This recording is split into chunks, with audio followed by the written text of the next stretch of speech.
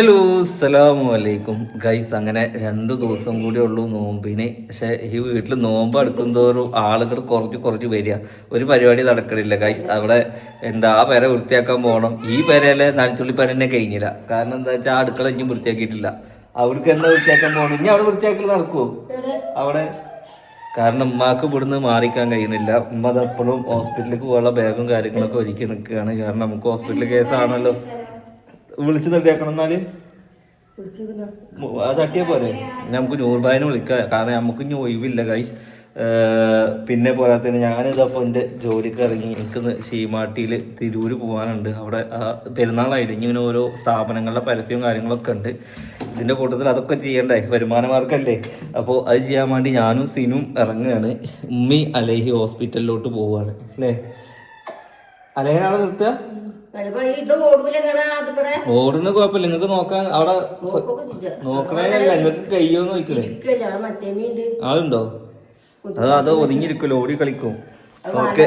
അപ്പൊ എന്തായാലും ഗൈസ് നമ്മൾ ഇവിടുന്ന് ഇറങ്ങുകയാണ്. ആദ്യം നമുക്ക് ഉമ്മാനെ മെഡിക്കൽ കോളേജിൽ കൊണ്ടാക്കുക. കൂടെ അലനും സിനുവിൻ്റെ ഒപ്പം തിരൂര് പോരും. അവിടുന്ന് അത്യാവശ്യം ദൂരമുണ്ട്. 2-2.5 മണിക്കൂർ ദൂരമുണ്ട്. ഉമ്മാന്റെ ഉമ്മാനെ എടുക്കാൻ പോണം തറവാട്ടിക്ക് അല്ലേ?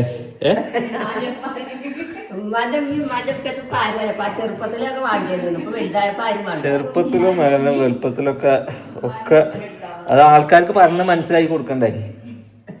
ഉമ്മാന്റെ ഉപ്പാന്നൊക്കെ ഗൈസിന്റെ ഫുഡ് കാണണം. പണ്ട് മോലിയർ ഇങ്ങനെ കൊടുന്നിരുന്നു പള്ളിക്കലിക്ക്. ഞാൻ ഒന്ന് കാണിച്ചു തരാം കേട്ടോ. കുറെ ആൾക്കാർ എന്താ കഴിക്കണം എന്നൊക്കെ ചോദിച്ചിരുന്നു. ഇപ്പൊ കാണിച്ചു തരാം. ഇതാണ് എൻ്റെ ഒരു കുറച്ച് കഴിഞ്ഞാൽ ഞാൻ കഴിക്കാൻ പോണത്. ഇതിലാക്കിയിട്ടുള്ളത് എന്താന്ന് വെച്ച് കഴിഞ്ഞാൽ കട്ട് ഫ്രൂട്ട്സ് ആണ്. അതായത് പേരയ്ക്കും, പിന്നുള്ളത് എന്താ നമ്മുടെ പപ്പായ. ചില നാട്ടിൽ അതിൽ കറുവത്തുങ്ങ എന്ന് പറയും, നമ്മളിതിനെ പപ്പായ എന്ന് പറയും. ഇനി അടുത്ത ബോക്സിൽ എന്താ ഇരിക്കണമെന്ന് അറിയോ ഗൈസ്? 2 ചപ്പാത്തി. ഇനി അതിൻ്റെ ഉള്ളിലാണ് എന്തിട്ടുള്ളത്? എയർ ഫ്രയറിൽ വെച്ച് കഴിഞ്ഞാൽ നല്ല പൂമീനാണ്. ഒരു തുള്ളി വെളിച്ചെണ്ണ അല്ലാതെ.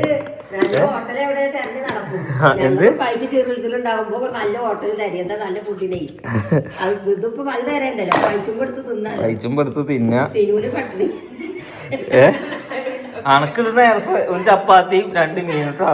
ഞാൻ എന്താ തിന്നു വെച്ചാൽ തിന്ന. ഇന്നലെയൊക്കെ വാണ്ടോളം ജിൻസാന്റെ പരിപാടിക്ക് തിന്നില്ല നിങ്ങള്. ഞാൻ നിങ്ങളെ നോക്കി നിന്ന്. അപ്പൊ ഗൈസ് അല്ലേ, ഇത്രയും റിസ്ക് എടുത്ത് ഞാൻ തന്നെയാണ് ഇതെല്ലാം കുക്ക് ചെയ്ത് റെഡിയാക്കിയത് കേട്ടോ. ശരിയാ. ഇതിനിപ്പൊ തന്നെ പാല് കൊടുക്കുക. 2 ചെറുപഴം വെച്ചോളി. എന്ത് പാലോ? എന്നാ ഇറങ്ങിക്കോളി. നിങ്ങൾ ഇന്ന് വരില്ലേ? അവിടെ നിക്കുവോ? ഗുളിക മരുന്നുകളൊക്കെ എടുത്തോ?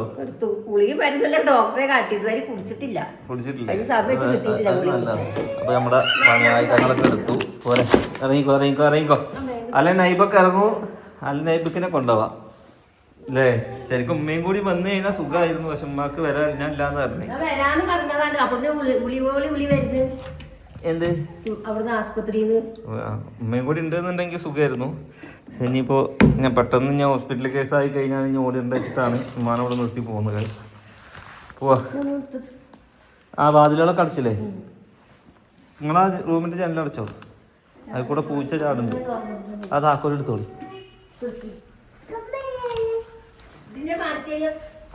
നിങ്ങൾക്ക് അതിന് പമ്പേഴ്സ് കിട്ടിയില്ലേ? ഷൂസ് അല്ലാത്തൊരു ചെരുപ്പിന്റെ ഒന്നവിടെ. അതിന്റെ ഒന്നവിടെ ഒന്ന് കാറിലുണ്ടായിരുന്നില്ലേ? എവിടെ? അവിടെ തന്നെ ഉണ്ടാവും പോലെ. പീപ്പിൾ ഉണ്ടായിക്കോട്ടെ. അത് ഊരിടുക. മറ്റേ ചെരുപ്പിട്ട് കൊടുക്കണ്ട. അത് എന്തോ തള്ളവിരലിന് പണി എത്രേ. അതിന് നല്ലൊരു അവായി വാങ്ങണം വരും. കുറെ പീപ്പി ഉള്ളത് വേണം, കുറെ ലൈറ്റ് ഉള്ളത് വേണം. എന്നിട്ടോ ഇതൊക്കെ ഇടുവോ? കുറച്ച് കഴിഞ്ഞാൽ വല്ല ഇൻസ്റ്റാഗ്രാമിൽ വീഡിയോ കാണും. അത് ഇട്ട് കഴിഞ്ഞാൽ തള്ളവിരൽ അങ്ങനെയാണ് ഇങ്ങനെയാണ്. വെറുതെ പൈസ ചിലവാക്കാം മക്കളെ. എന്നിട്ട് പറയും മക്കൾക്ക് വാങ്ങണേന് കണക്ക് പറയണ്ടെന്ന്. കണക്കല്ല അത്. ഇടണാണെങ്കിൽ കുഴപ്പമില്ല. എനിക്കാന്ന് വെച്ചാൽ വാങ്ങിയ സാധനം ഉപയോഗിക്കണം. അല്ലെങ്കിൽ ഒരു ഒരു ചെരുപ്പെടുത്ത കോലപ്പം അത്.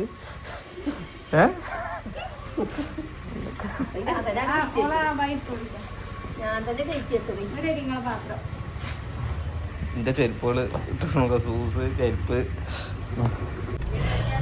വല്യമാനി ഇറക്കി, ഉമ്മാനി ഇറക്കി, അലേനെ ഇവിടെ ഇറക്കി, ഐബൂനെ ഇറക്കിയിട്ട് ഐബൂനെടുത്ത് നമ്മള് പോവാണ്. അതിന്റെ പീപ്പിൾ മെല്ലെ ഊരി വെച്ചാളി. അത് ഞാൻ അമർത്തുമ്പോ സൗണ്ട് ഉണ്ടായിരുന്നില്ല, അപ്പൊ സൗണ്ട് ഉണ്ട്. ചോറുണ്ട് അവിടെ ഇല്ലാന്നുണ്ടെങ്കിൽ ഇതാ അവിടെ തട്ടുകളുണ്ടായിരുന്നു, വാങ്ങിക്കോളി. പാലോ ആയിക്കോട്ടെ, അത് പിടിക്കേ.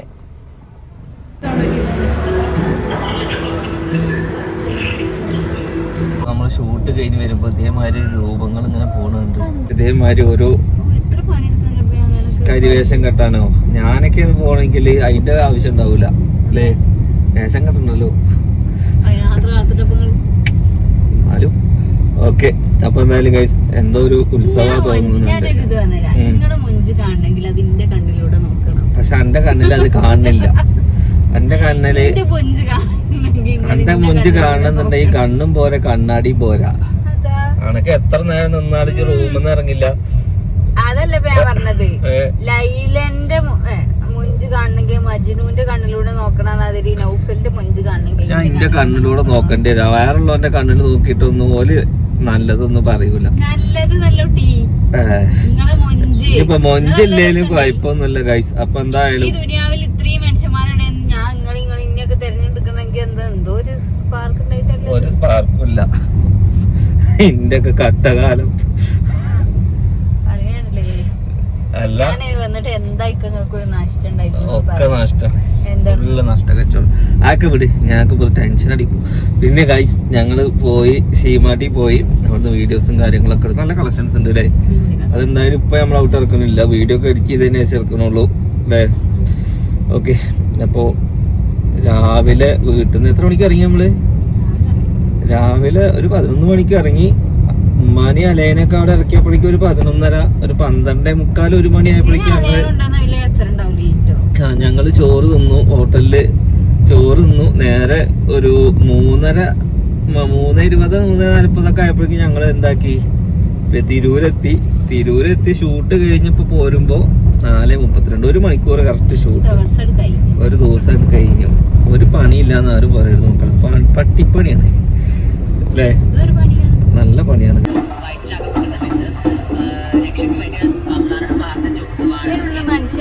എല്ലായിടത്തും പൂരാണ്. ഇവിടെ കാള നിക്കണേ. അവിടെ കാള ആ മരത്തിന്റെ പകുതികളുണ്ട്. മുഖത്ത് കുരു ഒന്നും വരില്ല. അതാ ഗൈസ് ഈ കവറിൽ മൊത്തം എണ്ണക്കടി. ഇതൊക്കെ ഒളുക്കിഞ്ഞാനാ. 4 മുളക് ബജ്ജി, പിന്നെ മുട്ട. എന്തൊക്കെയാണ് പറഞ്ഞു? മുളക് ബജ്ജി, മുട്ട ബജ്ജി, കായ ബജ്ജി, പരിപ്പ് വട, ഒരു ഉഴുന്ന് വട. ഇനി ഒരു പരിപ്പ് വടയില് 300 കലോറി ഉള്ളത്. അതായത് ആ പരിപ്പ് വട ദഹിക്കണമെങ്കിൽ 1 മണിക്കൂർ നമ്മൾ നടക്കണം. 1 മണിക്കൂർ നടക്കല് പോയിട്ട് 1 മണിക്കൂർ എന്താ ചെയ്യല്? കടന്നുറങ്ങിയിട്ട് കാര്യമില്ല. വെറുതെ എന്റെ മുഖത്ത് കുരു വരുന്നത്. ഓക്കെ. അപ്പൊ എന്തായാലും എണ്ണക്കടികൾ വാങ്ങിയിട്ടുണ്ട്. എന്റെ മുഖത്ത് നോക്കി ഇരുന്ന് ഇങ്ങനെ തന്നെ. എന്റെ ഫേവറേറ്റ് ആണ് കേട്ടോ എണ്ണക്കടികളൊക്കെ. പക്ഷെ ഞാൻ കഴിക്കലില്ല ഇപ്പൊ. അങ്ങനെ കായ ബജ്ജി കയറ്റുന്നുണ്ട്. ഇനി നോമ്പൊക്കെയാണ് വരുന്നത്. പരമാവധി എണ്ണക്കടികളൊക്കെ ഒഴിവാക്കി ഹെൽത്തി ഫുഡിലോട്ട് മാറിക്കഴിഞ്ഞാൽ നിങ്ങൾക്ക് നിങ്ങളുടെ ഹെൽത്ത് വീണ്ടെടുക്കാം. മനസ്സിലല്ലേ? എണ്ണക്കടി ഇങ്ങനെ വൈകുന്നേരം ഇങ്ങനെ ഉണ്ടാക്കി കൂട്ടും. നോമ്പിനാണ് സംഭവം. 1 2 എണ്ണൊക്കെ കഴിക്കുന്ന രസമാണ്. 7ാമത്തെ കടിയും ഇപ്പം ബാപ്പച്ചി കഴിക്കലേ ഇറങ്ങി. 7ാമത്തെ കടി, 7ാമത്തെ എണ്ണക്കടി കേട്ടോ. ചെറുതാ നോക്കട്ടെ. ഇത് പോരെ? അതിന് പകുതി തൊന്ന് വലിപ്പല്ലാന്ന് പറഞ്ഞാൽ എന്താ ഇതിലും കൂടെ എനക്കെന്താ മറ്റേ ബുർജ് ഖലീഫിന്റെ നീളം മണപ്പറ്റി പയമ്പൊരി. 7ാമത്തെ കടീന്റെ മക്കളെ കണക്കുന്നല്ലടി. നല്ല ഭക്ഷണം തിന്നോ? 7 എണ്ണക്കടിയൊക്കെ ഒരു പെണ്ണ് തിന്നണ. പിന്നെ എങ്ങനെ എന്റെ മുഖത്ത് കുരു വരാതെ തിരിക്ക? തിന്നണേനൊന്നും ഞാൻ ഒരിക്കലും ആരോട് കണക്ക് പറയലൊന്നുമില്ല. പക്ഷെ ഇതൊക്കെ കുട്ടിയെ തിന്നൊക്കെ വേണം. ഈ പ്രായത്തിൽ തന്നെ തിന്നണ്ടി. ബാക്കി ഞാൻ അവിടെ പറയുന്നില്ല. ഫുള്ളാക്ക് കളയല്ലേ, ഓഫാക്കത്. എന്തൊക്കെ കഴിച്ച്? 2 മുളക് ബജ്ജി, ഇത് 2ാമത്തെ കായ ബജ്ജി, ഒരു ഉഴുന്ന് വട, ഒരു മുട്ട. എന്തില്ലാതെ ഒരു ഇവിടെ എണ്ണുണ്ട്. ഞാൻ ഈ കറക്റ്റ് എണ്ണുണ്ട്. ഒരു മുട്ട ബജ്ജി, പിന്നെ എന്താ പരിപ്പ് വട. സാധാരണ അതിന് 5 റുപ്യ ഉള്ളു ഒരു എണ്ണക്കടിക്ക്. ഇനിയിപ്പോ പറഞ്ഞു അതിൽ ഇത്ര തോനെ വാങ്ങി. ഹോസ്പിറ്റലിലേക്കാണ് പറഞ്ഞിട്ട് ഇപ്പൊ 4 ഉള്ളു ഹോസ്പിറ്റലിലേക്ക്, ബാക്കിയൊക്കെ കൊടുത്ത് നിൽക്ക്. ഹോസ്പിറ്റലിൽ പോയിട്ട് അലേഹനെ കൂട്ടി കൊടുന്നു. അലേഹ എന്നെ കൊണ്ടുപോവാതെ പോയല്ലോ അബ്ബാ. ഓള് ഹോസ്പിറ്റലിൽ നിന്നു. ഇജ്ജ് അവിടെ ഉറങ്ങിയോ? ഉറങ്ങിയോ? എന്തായാലും കഴിച്ച് ഇന്നത്തെ വിശേഷങ്ങളൊക്കെ ഇത്ര ഉള്ളൂ. ആകെ കുഴങ്ങിയ മക്കളെ. നെക്സ്റ്റ് നല്ലൊരു വീഡിയോ ആയിട്ട് കാണാം.